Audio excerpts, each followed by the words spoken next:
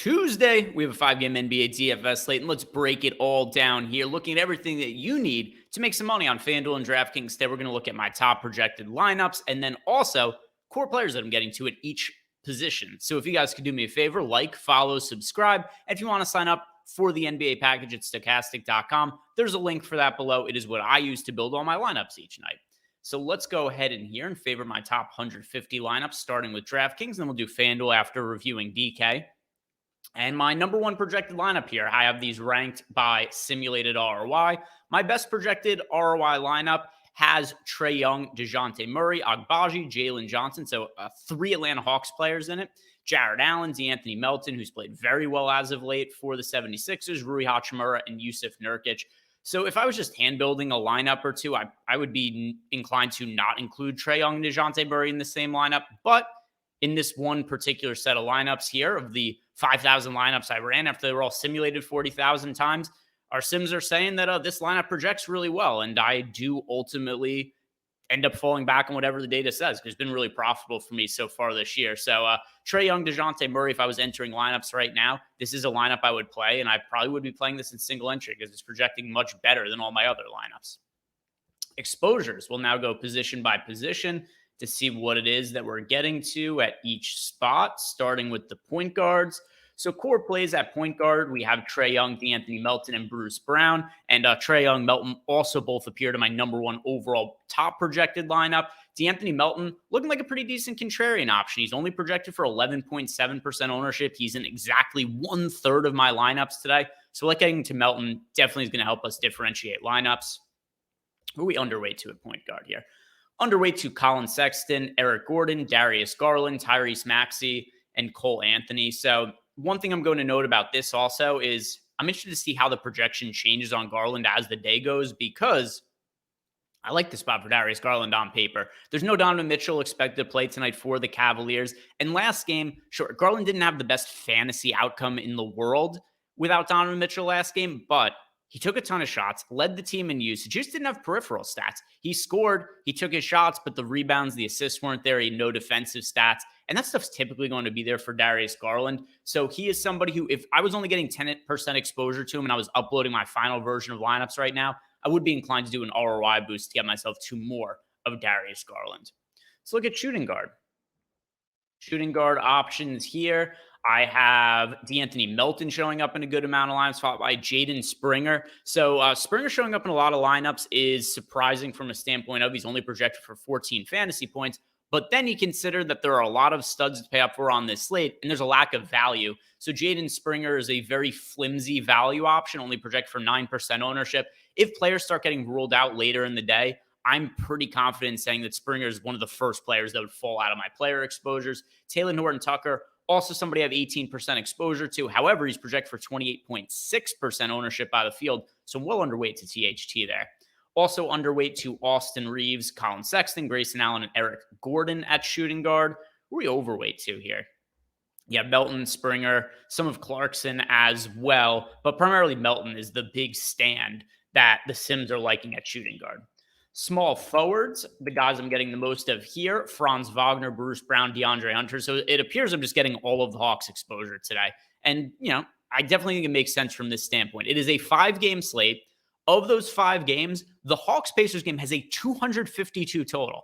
Whereas there are 2 other games on this slate, Toronto, Orlando, and Cleveland, Philly, that both have totals under 220. So from that standpoint, we could really see why the Atlanta Pacers game is a game that we're going to want to target.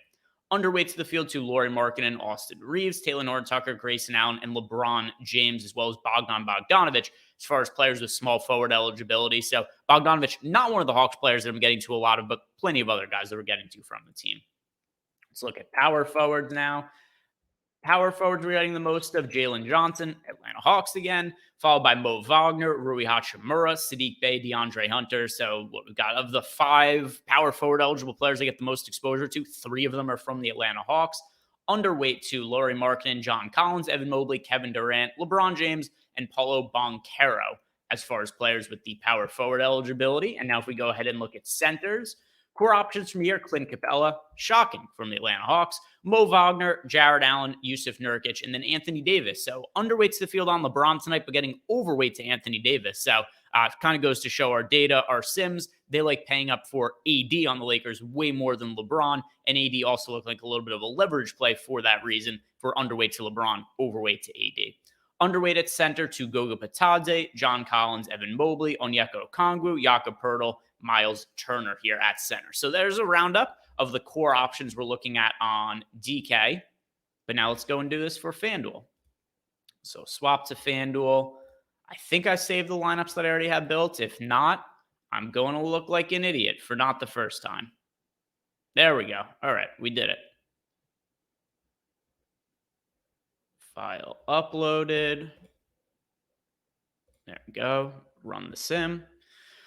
All right, so what are we looking at as far as injuries go for tonight? We do have LeBron James listed as questionable, which it's hard to know how serious these LeBron James questionable designations are. We see him listed questionable all the time.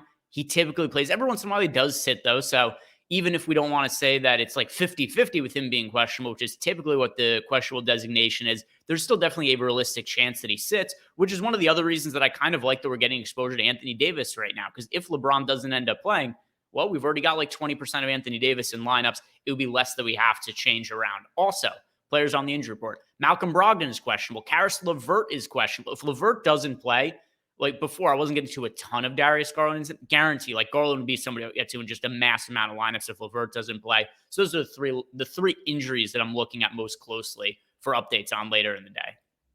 All right, so FanDuel lineups are simmed. Here's my top projected FanDuel lineup. Trae Young, DeAnthony Melton, Max Strus, who is another guy that would benefit if Karis LeVert is out. Benedict Mathurin, Jalen Johnson, Bruce Brown, Anthony Davis, Obi Toppin, Clint Capella. So a lot of these guys are also players that we were targeting over on DK. Let's go position by position for FanDuel. Starting with point guard. 4 options at point guard, and look at the drop off here. 1, 2, 3, 4, 5 players in 42+% of lineups, and then like hardly getting to anybody. Trae Young, DeAnthony Melton, Jordan Clarkson, Tyrese Halliburton, and Keontae George. Those are your core options at point guard. Whereas I'm underweight to D'Angelo Russell. Russell's expected to be chalk today, project for 26% ownership, and I only have him in 4.7% of my top lineups.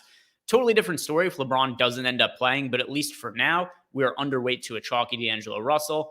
Underweight to Darius Garland, another one. If Karis LeVert is out, that could change. And also, I just like Darius Garland personally a little bit more than our data does right now. And then underweight to Jalen Suggs as well. Shooting guards. We are getting to DeAnthony Melton, Jordan Clarkson, Keontae George, Buddy Hield, and Karis LeVert as the core guys there at shooting guard. Note here that LeVert is in 16% of lineups, but questionable to play if he's out. Obviously, he comes out of the mix. Underweight to D'Angelo Russell, Eric Gordon, Austin Reeves, Shaedon Sharpe, Bogdan Bogdanovic, and Cam Reddish at shooting guard. Small forward core options for FanDuel. We have Bruce Brown showing up in 78% of lineups, so a ton, like 3/4 of lineups here with Bruce Brown. Jalen Johnson, DeAndre Hunter, Buddy Hield, Franz Wagner, Grayson Allen, rounding out the core plays with small forward eligibility. We are underweight to Kevin Durant, Lauri Markkanen, Austin Reeves, Jeremy Grant, Shaedon Sharpe, Bogdan Bogdanovic, and just like on DraftKings, we're underweight to LeBron James on FanDuel, projected for nearly 20% ownership, and I'm about half the field on him here. Power forwards. A lot of the players are just looked at small forward, also power forward eligibility. So Jalen Johnson, DeAndre Hunter, core options here. And then Anthony Davis, Evan Mobley, John Collins, Obi Toppin. Same deal with Anthony Davis that we talked about on DraftKings. He already is somebody who looks like a pretty good contrarian spend-up option, only project for 14% ownership on a small slate. And he would only look better if LeBron doesn't play. So love getting to AD tonight. And then underweight to KD, Lauri Markkanen, Drew Eubanks, Jeremy Grant, LeBron James, Taurean Prince at power forward.